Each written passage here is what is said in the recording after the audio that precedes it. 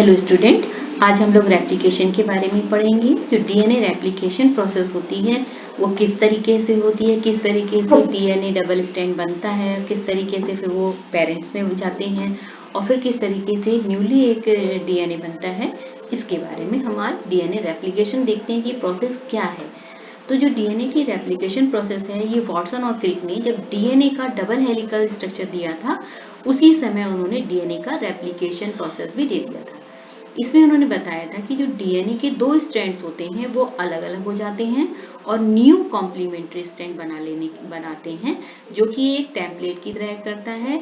जैसे ही रेप्लिकेशन की process complete होती है, डीएनए में स्ट्रैंड्स बन जाते हैं, जो कि दो स्ट्रैंड्स होते हैं, वो एक पेरेंटल होता है और एक न्यूली सिंथेसाइज्ड स्ट्रैंड बन जाता है। और जो ये स्कीम थी, इसको हम लोग सेमी कंजर्वेटिव और डीएनए एप्लीकेशन भी कहते हैं। तो इसके बारे में अब हम इसका प्रैक्टिकल देखते हैं, किस तरीके से यहाँ पर सिद्ध किया गया इस प्रोसेस को। डीएनए जो रेप्लिकेशन होता है एक सेमी कंजर्वेटिव प्रोसेस होती है। इसको सिद्ध करने के लिए मैथियो मेसन एवं फ्रैंकलिन ने 1958 में नाइट्रोजन का जो हैवी आइसोटोप्स होते हैं, आइसोटोप्स मालूम होंगे आपको कि हर किसी का एक अलग अलग तरीके के आइसोटोप्स होते हैं।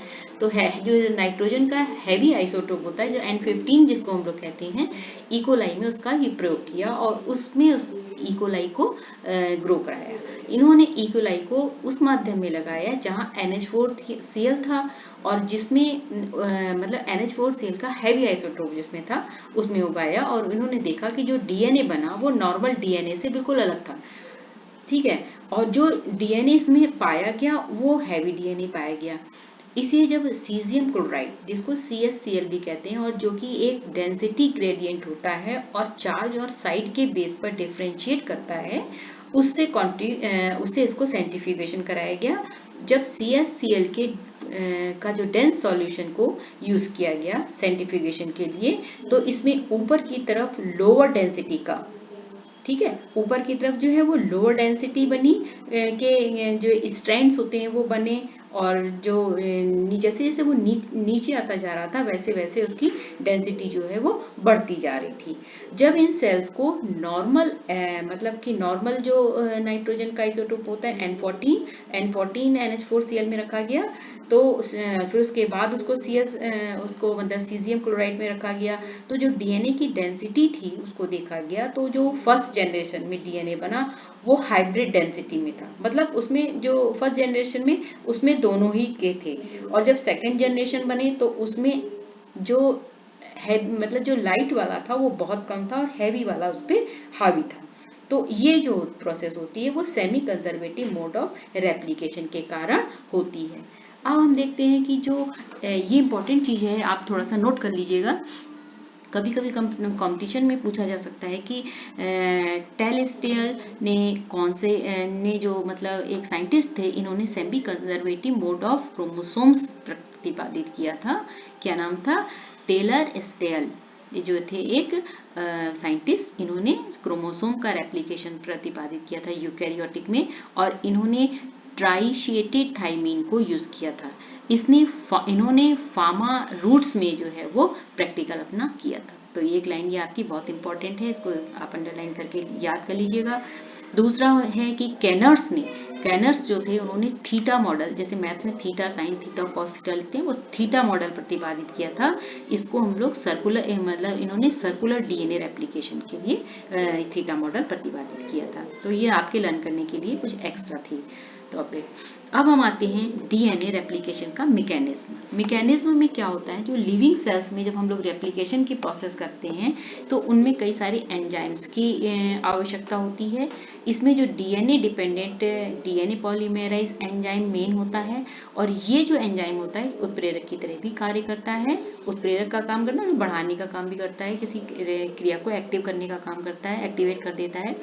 और जो रेप्लिकेशन में कई तरीके के मतलब एक एंजाइम तो मेन ये हो गया, और उसमें कई तरीके के एंजाइम्स और होते हैं। एक होता है हेलिकेज एंजाइम, ये नाइट्रोजन बॉन्ड जो होते हैं डीएनए के अंदर उनको ब्रेक करने का काम करता है। और एक होता है टोपो आइसोमरेज एंजाइम, ये क्या करता है, ये टेंशन रिलीज करने का काम करता है। और एक होते हैं प्राइमेज एंजाइम जो कि short primer strand of RNA बनाते हैं, मतलब ऐसे आरएनए बनाते हैं जिनके ऊपर डीएनए बनते हैं और फिर ये आरएनए खत्म हो जाते हैं। अब हम देखते हैं ओरिजिन ऑफ रेप्लिकेशन। जब ओरिजिन ऑफ रेप्लिकेशन हम देखेंगे तो रेप्लिकेशन की जो प्रोसेस होती है इसमें क्या होता है, जो रेप्लिकेशन की प्रोसेस होती है वो एक पर्टिकुलर रीजन से स्टार्ट होती है, इसको ओरिजिन ऑफ रेप्लिकेशन भी कहते हैं। और जो प्रोकैरियोटिक होते हैं इनमें एक सिंगल ओरिजिन ऑफ रेप्लिकेशन होता है जिसको ऑरिक कहते हैं, ORIC, ऑरिक नाम से होता है, जब इकोलाई में जैसे होता है। जबकि जो यूकैरियोटिक होते हैं इसमें several thousand origin of replication होता है, इसमें कई थाउजेंड में होता है, मतलब ये रेप्लिकेशन की जो होती है वो कई सारी। अब हम आते हैं देखने के लिए कि जो एक्टिवेशन होता है, एक्टिवेशन ऑफ डीऑक्सीराइबोन्यूक्लियोटाइड ये किस तरीके से होता है। 4 प्रकार के डीऑक्सीराइबोन्यूक्लियोटाइड्स जो फॉस्फेट और फॉस्फोराइलेज एक्टिवेट करते हैं, मतलब 4 प्रकार के डीऑक्सीराइबोन्यूक्लियोटाइड्स जो होते हैं वो बनाते हैं कौन, फॉस्फेट और फॉस्फोराइलेज एंजाइम्स। ठीक है, जो ये होते हैं ये 4 प्रकार के, ये होते हैं DAMP, DGMP, DTMP और DCMP। ये जो सभी होते हैं ये ट्राइफॉस्फेट के रूप में रहते हैं और ये एनर्जी भी प्रोड्यूस करते हैं। फिर हम देखते हैं कि जो अनवाइंडिंग ऑफ हेलिक्स, अगर हम देखें कि हेलिक्स का जो अनवाइंडिंग होता है वो कैसे होता है। जो अनवाइंडिंग ऑफ हेलिकेस जो अनवाइंडिंग ऑफ हेलिक्स होता है, ये इसमें क्या होता है, जो डीएनए के मॉलिक्यूल्स के जो स्ट्रैंड्स होते हैं दो वो वाई शेप स्ट्रक्चर ले लेते हैं, वाई शेप स्ट्रक्चर ले लेते हैं। तो जब वाई शेप स्ट्रक्चर ले लेते हैं तो इसमें क्या होता है, ईच स्ट्रैंड जो होती है वो SSBP प्रोटीन से घिरा हुआ रहता है और अनवाइंडिंग के कारण डीएनए के जो एंड सिरे पर, मतलब जो रेप्लिकेशन फॉर्क का अपोजिट में जो होता है डायरेक्शन, उसमें एक सुपर कॉइलिंग प्राप्त हो जाती है और ये टेंशन रिलीज होने के कारण होती है। और जो ये टेंशन होती है मैंने प्रीवियस भी बताया था, अभी पहले भी बताया था कि टोपोआइसोमेरेज एंजाइम के द्वारा होती है। तो प्रोकैरियोटिक में जो टोपोआइसोमेरेज एंजाइम होता है ये नहीं होता, इसकी जगह से गाइरेज नामक का एक एंजाइम होता है। ठीक है, अब ये स्ट्रक्चर में देख लीजिए बना हुआ है पूरा स्ट्रक्चर, किस तरीके से रेप्लिकेशन की प्रोसेस इसमें हो रही है, पूरी तरीके से इसमें इसको समझाया कि पेरेंट डीएनए होता है, फिर ये एक प्राइमर हेलिकेज एंजाइम के द्वारा इसके जो नाइट्रोजन बॉन्ड्स होते हैं वो अलग अलग होने लगते हैं। और फिर इनमें देखिए, क्योंकि इसमें क्या होता है कि जो मतलब ये होता है, ये 5-3 डायरेक्शन में काम करता है। तो इसमें जब ये 5-3 डायरेक्शन पे काम करता है रेप्लिकेशन, तो मैं आगे समझाऊंगी इसको आपको। ये स्ट्रक्चर पहले आप डीएनए रेप्लिकेशन का जो स्ट्रक्चर है इसको अच्छे से देख लीजिए, मैं अभी आपको बताती जा रही हूँ धीरे धीरे।